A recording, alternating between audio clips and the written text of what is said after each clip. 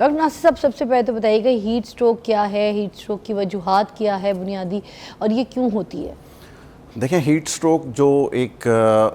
कह लें कि सिंड्रोम है या बीमारी है, उसमें होता है कि अल्लाह ताला ने ना इंसान के बॉडी में एक सिस्टम रखा हुआ है कि बॉडी टेम्परेचर थोड़ा सा बढ़ता है तो वो डिफरेंट मैकेनिज़म्स के साथ बॉडी से हीट जो सी है वो लूज़ होती है, जिसकी वजह से वो टेम्परेचर को दोबारा बॉडी मेंटेन कर लेती है। से फॉर एग्जांपल अगर 98.8 या 99 किसी का बॉडी टेम्परेचर है, अगर उसको 100, 102, 103 तक होता है तो आपने देखा है कि उसको थोड़ी स्वेटिंग होती है, पसीना आता है, पसीने से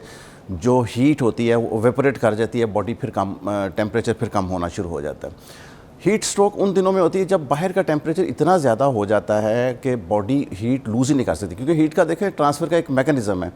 ये लो साइड से हाई साइड से लो साइड पे जाती है। अगर आप कोई चीज़ रखी है गर्म है तो बाहर का टेम्परेचर कम है तो ऑटोमेटिकली कुछ देर बाद वो चीज़ ठंडी हो जाएगी, हीट ट्रांसफ़र करती है। लेकिन अगर ट्रांसफ़र करने वाली जगह पे टेम्परेचर उससे भी ज़्यादा हो जाए ड्यू टू एनी रीज़न, तो वो फिर बॉडी हीट लूज़ नहीं कर सकती। जब हीट लूज़ नहीं करेगी तो वो बॉडी का एक थर्मोस्टेट है, वो ग्रेजुअली ऊपर चलता जाएगा। जब ऊपर जाएगा तो वो ऊपर सेट हो जाएगा, जैसे 101, 102, 3, 4, 5 पे। जब वहाँ पे जाएगा तो फिर बॉडी जौन सी है वो टेम्परेचर इतना ज़्यादा बढ़ जाएगा, क्योंकि बॉडी हमारी यूज़ टू नहीं है 103-4 टेम्परेचर के लिए। हमारी बॉडी तो 98, 99 पे यूज़ टू है, जिसकी वजह से हमारा सारी बॉडी का सिस्टम, मेटाबॉलिक रेट, हर चीज़ तेज़ हो जाती है। जब तेज़ हो जाती है तो वो फिर उसकी वजह से सारी कॉम्प्लिकेशंस होना शुरू हो जाती हैं। नासिर साहब, ये हीट स्ट्रोक की आम अलामात क्या क्या हैं, और मुझे ये भी बताइएगा कि हमको कैसे पता चलेगा कि हमें हीट स्ट्रोक हो गया है, हम सिम्टम्स क्या होंगे? हाँ जी, ठीक। अच्छा, एक तो देखें हीट स्ट्रोक जो है ना, वो जो उसका ज़्यादा पीक सीज़न है, जब बाहर ह्यूमिडिटी ज़्यादा होती है ना, टेम्परेचर बेशक इतना ज़्यादा ना हो, 44 ना हो, लेकिन ह्यूमिडिटी जब ज़्यादा होती है, लाइक देखें अपने कराची में जैसे लोगों को मसला होता है, या यहाँ पे भी जब जुलाई में मसला होता है, क्योंकि फिर जो आपको देखें ना जुलाई में अगस्त में पसीना जो सा आपको आता है खुश्क नहीं होता बॉडी से, क्योंकि पसीना जब खुश्क होता है ना बॉडी से तो वो हीट को लेके जाता है। जब पसीना आता है और खुश्क ना हो रहा हो तो फिर वो हीट बॉडी के अंदर रह जाती है। तो आजकल भी हीट स्ट्रोक का ख़तरा है, क्योंकि टेम्परेचर बहुत ज़्यादा है। नेक्स्ट मंथ्स में टेम्परेचर, एनवायरनमेंट का टेम्परेचर बेशक ज़्यादा ना हो,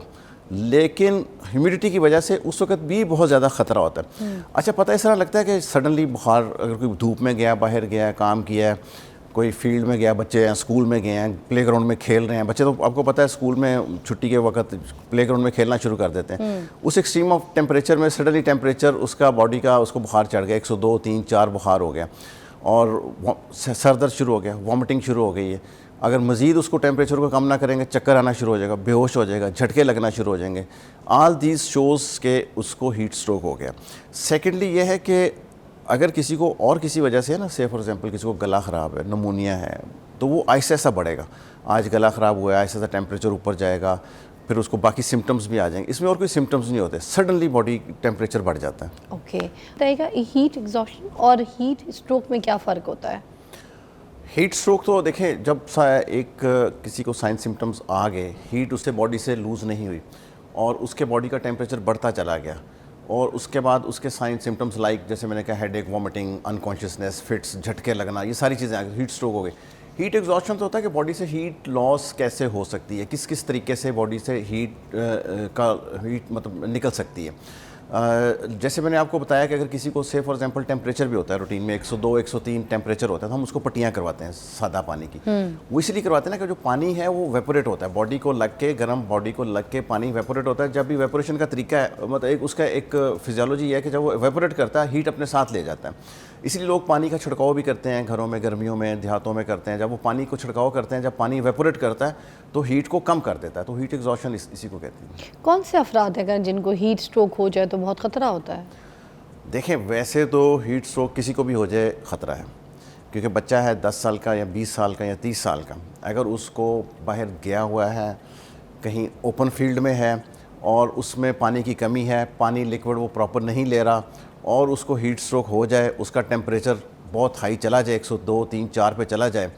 तो चाहे बच्चा है चाहे बड़ा है, उसको इक्वली उतना ही रिस्क है, उसको कॉम्प्लिकेशंस हो सकती हैं। लेकिन उसके साथ हर बीमारी में, हर इशू में जो कंप्रोमाइज़ होगा, जिसकी बॉडी पहले ही कंप्रोमाइज़ है, से फॉर एग्जांपल अगर हार्ट ने 100% काम कर रहा है, लेकिन किसी एडल्ट आदमी का, किसी बंदे का या किसी बच्चे का ड्यू टू एनी रीज़न वो पहले 50% पे काम कर रहा है या 40% पे काम कर रहा है, तो 40% को जब डज लगेगी तो 10% पे आ जाएगा। जो 100% पे काम कर रहा है उसको डज लगेगी तो वो तो 70% पे फिर भी चला सर्वाइव कर जाएगा। पता कैसे चलेगा कि मुझे हीट स्ट्रोक जो है वो हो गई है, मुझे प्रॉब्लम? देखिए हीट स्ट्रोक इस तरह है कि अगर आप बाहर गए हुए हैं और सडनली आपको बॉडी टेम्परेचर बढ़ना शुरू हो गया, गर्मी लगना शुरू हो गई है, आपको लग रहा है कि जिसम बॉडी से बड़ी हीट निकल रही है, और उसके साथ साथ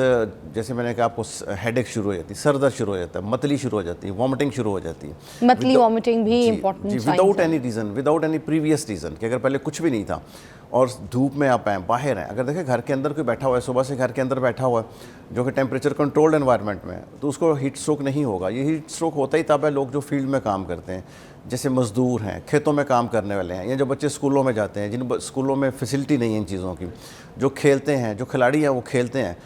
खेलते हुए कई दफ़ा आपको पता है खिलाड़ियों को चलते चलते खेलते खेलते उनको हो जाता है और वो गिर जाते हैं। तो इसलिए पता तो इसी तरह ही लगता है इस चीज़ का। ये माहौलियाती अवामिल जो होते हैं ये हीट स्ट्रोक को किस तरह से बढ़ाते हैं? माहौलियाती अवामिल देखो 2-4 तरह से बढ़ाते हैं। एक तो ओवरऑल टेम्परेचर ज़्यादा हो जाए, से फॉर एग्जांपल अप्रैल में अगर पहले कभी इतना टेम्परेचर नहीं हुआ था, या मई के पहले हफ्ते में इतना नहीं हुआ था,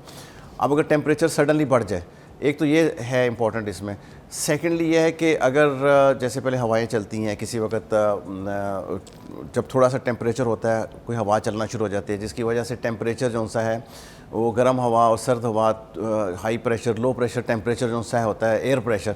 वो जब मूव करते हैं उससे फ़र्क पड़ता है। फिर आप कह लें कि ये जो पोल्यूशन से बड़ा फ़र्क पड़ता है, उससे भी चीज़ों को, और फिर ये आपका ग्रीनरी अगर कम हो जाए उससे भी फ़र्क पड़ता है। थर्डली ये है कि अगर रूटीन में किसी में, जैसे मैंने कहा, कोई लिक्विड्स पानी लेने की रूटीन ना हो या ना ले सक रहा हो, और फिर उसके बाद इससे ऊपर यह है कि अगर जैसे मैंने आपको कहा कि मौसम इस तरह का आता है जिसमें हबस वाला मौसम शुरू हो जाता है, जब उसमें आपको पसीना आ रहा है, टेम्परेचर भी हो गया, पसीना भी आ रहा है, लेकिन खुश्क नहीं हो रहा, जिसका मतलब है आपकी बॉडी से हीट लॉस नहीं हो रही, तो उसमें फिर ज़रूरी है कि उसका पानी का कमी को पूरी किया जाए, उसको टेम्परेचर को कम किया जाए, उसको किसी ऐसी जगह पे बेशक पंखे के नीचे रख दें, अगर एसी नहीं पंखे के नीचे रख दें, या अगर उसको पानी की पट्टियाँ करें या ठंडे पानी की पट्टियाँ करें तो बेहतर होगा। Thank you so much doctor Nasir sahab, हमारे साथ रहे, हीट स्ट्रोक के ऊपर बात की, और एक ब्रेक लेंगे क्योंकि ब्रेकिंग न्यूज़ है, उसके बाद हम आपको ज्वाइन करते हैं। अच्छा जी, कहाँ हेटी में रहने वाली एक खातून थी, ठीक है, उन्होंने अपने ख़ानदान के अफराद के कत्ल का जो एक बदला है ना वो लिया, और वो इस तरह से बदला लिया कि उन्होंने 40 गैंग मेंबर्स को जो है ना, मैं कहूँगी कि जहर देकर हलाक कर दिया। ये वाक़या हेटी के दारुल हुकूमत के जो इलाका है ना उधर, वहाँ पे वाक़या हुआ। और ये जो ख़ातून थी ना, एक स्ट्रीट फूड की दुकान चलाती थी, तो कुछ गैंग ऐसे थे जिन्होंने इनके कुछ ऐसे घर के अफराद, ख़ानदान के अफराद जो हैं उनको कत्ल कर दिया था, और इन्होंने उनको अपने उधर शॉप पर बुलाकर इनको थैंक यू करने के बहाने कि आपने हमारे मोहल्ले को जो है ना बड़ा प्रोटेक्ट करते हैं, और इस तरह से ना, तो एक पूरा प्लान बनाया। उस खाने के अंदर इन्होंने कीड़े मार की दवाई जो है ना वो मिला दी, और उसके बाद इनको खिला दिया, और वो के सारे जो है ना 40 गैंग मेंबर्स जो हैं वो हलाक हो गए।